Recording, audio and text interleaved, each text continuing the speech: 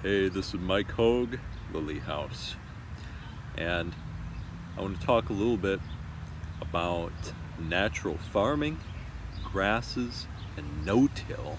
You ever notice that gardeners hate grasses? That's because they tend to kill the plants that we want. And I don't have 3 stomachs, so I can't eat grass. So I would simply rather have other things in the garden other than grass. The usual way we go about dealing with grasses is tilling in all the grass repeatedly so we kill the grass, remove the roots. Or we'll use a sod cutter and remove it, or we'll sheet mulch. Grasses actually do belong in ecosystems, and they have a lot of benefits with them too. You'll find there's research out there that shows that in areas with grasses are the areas where they're the most earthworm activity, and they have great impact on increasing infiltration of the water and on soil nutrients and soil microbial biodiversity.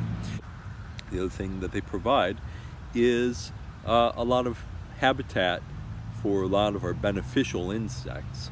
And this gets back to that idea of the difference between agriculture, agri being field culture, field tending. It's just a bunch of green stuff, and we got to till it in and make it brown stuff so we can plant some more different green stuff that's the green stuff that we want. Horticulture, on the other hand, is horti being plant, is plant tending. It's looking and keeping that ecosystem intact, keeping the ecology intact, and tending the plants within it and planting the plants that we want within it. So if we're looking at this system that I'm about to be dealing with here, this is one where I'm leaving it intact and just doing what I need to do to tend some plants that I want to grow, which are my 3 sisters.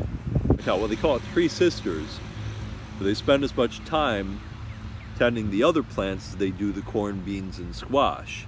And to the Eurocentric position, this seemed like that didn't make any sense at all.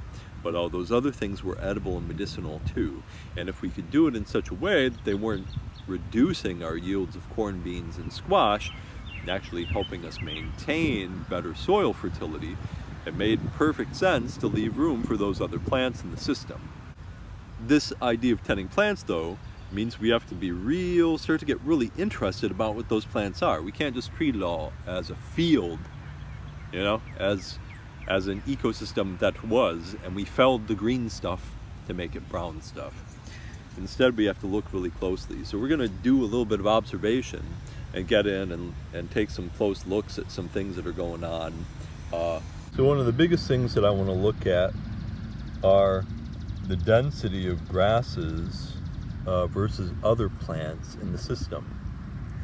But when we cut grasses a lot and keep them short like this, they, like in our path, they tend to put their energy instead into forming these dense mats. They're searching out for the place where they're not going to be eaten, they're finding their territory, and growing in the way they can. When they can grow more vertically and are allowed to grow out, there tends to be a lot more spaces in between the plants where they can just kind of naturally grow up, and they'll put their energy into growing up instead.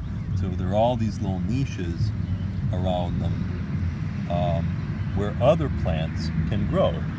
Like all this that's self-sown in this garden here, there's garlic, salsify,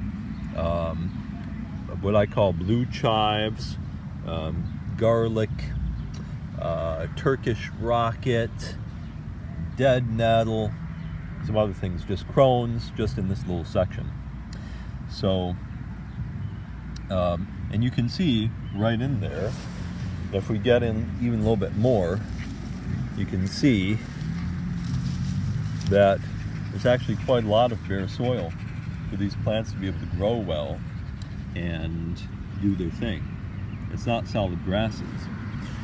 So that's a really interesting point. If you have a garden bed and you're trying to keep the grasses out and they start encroaching in, you know, the grasses can form those dense mats again around the plants and choke out and starve the plants.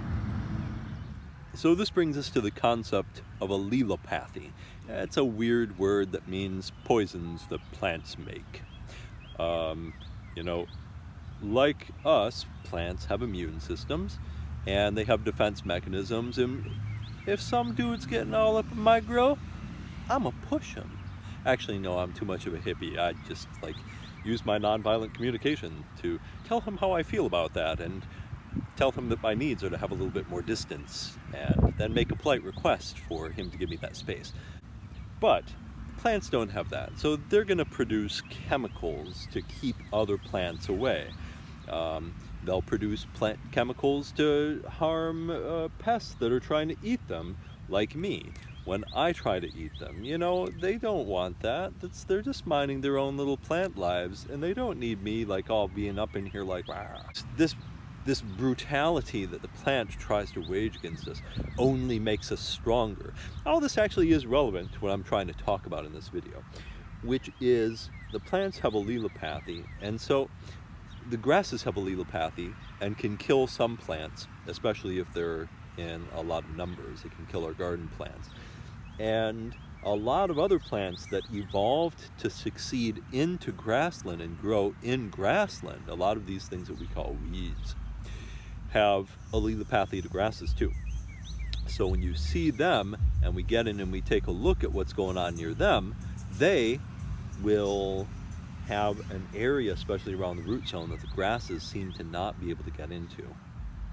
So right now I'm looking in at the base of a Turkish rocket, and you can see it has done a pretty good job of repelling any kind of grasses or plants, other plants away from its base. There's nothing in there all up in its business. In fact, a lot through here, a lot of our bulbing plants like garlic have a mild allelopathy to grasses too. You know, it's not super strong, but if you find it growing in the wild, you'll often see a little bit in around the root zone. There's no grasses in there around these garlics. They know what they need to live. They're not wimps. A lot of plants that we've cultivated, we've either cultivated that ability out of them, or maybe they were something like a beech plant or an early succession plant, and they have no sea kale, which has no natural, which is a wild plant, but it has no natural defenses against the encroachment of grasses, which is salsify. And really, it's a pretty gorgeous plant, and I was hoping it would be flowering. And if I look in down by the root areas, here getting out just a couple inches away from it, I see this tuft of grasses right here, right? But moving in towards the plant, it's, how would I show you that? There it is, okay. Moving in towards the base of the plant, there's actually just a few spindly grasses getting in there, but for the most part, there's very little grasses. And other plants like this camas, this is a lovely variegated camas, and it's all over in the system now too. A lot of them are real tiny, just growing in from seed. Maybe a couple years this one will flower. But these, if I tend to get in near those, most of the time they'll be grown with grasses right up in them. And now we're taking a brief break to appreciate the beauty that is sea kale, with its gorgeous, aromatic, honey-scented flowers that can be used in a variety of dishes as an edible broccoli and flower. And its beautiful blue-tinted leaves. Why not have some sea kale